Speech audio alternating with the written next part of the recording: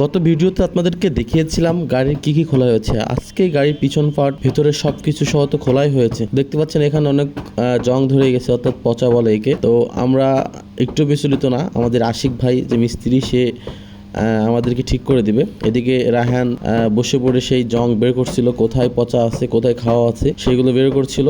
এটা হচ্ছে রায়হানের কাজ। আমরা হচ্ছে গিয়ে এইটাকে সুন্দর করে রিপেয়ারিং করব, সেই জন্য এক জায়গায় যেন খুঁত না থাকে সেজন্য রায়হানের কাজ ছিল সেটা শুধু খুঁজে বের করা। রায়হান অনেক পরিশ্রম করছে, কারণ গাড়িটা তো এক প্রকার রায়হানেরই। সেই সবসময় গাড়ির কাছে থাকে, সে চালায়, সে ড্রাইভিং শিখে, সব কিছু সেই করে। এরপর আমরা রায়হানকে বললাম যে রায়হান তাহলে তো আমাদের যে পার্টসপাতিগুলো আছে সেগুলো পরিষ্কার করা দরকার। পাউডার দিয়ে সে সুন্দর করে ওয়াশ করছিল।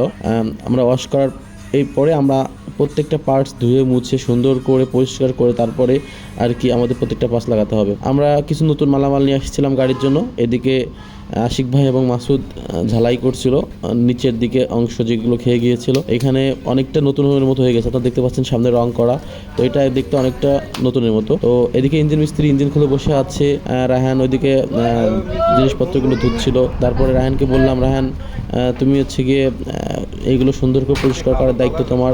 গাড়ির পার্টসপাতি রায়হান সবগুলো বের করছিল আস্তে আস্তে।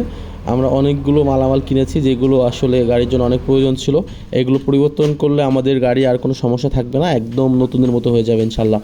তো আমরা সেই মালামালগুলো রায়হানকে বলছিলাম কি কোনটা কেমন দাম, এই নিয়ে রায়হানের সাথে একটু কথা হচ্ছিল। তো আজকে এই পর্যন্ত ভিডিওটা, আপনারা আগামী পর্বে দেখুন আমাদের গাড়ির কাজ কোন পর্যন্ত হয়, আমরা কতটুকু করতে পারছি এবং গাড়িটা আমাদের কেমন দেখা যায়। সকলে আমাদের পাশে থাকবেন, আশা করি আরও ভালো ভালো ভিডিও আপনাদের উপহার দেবো। আসসালামু আলাইকুম।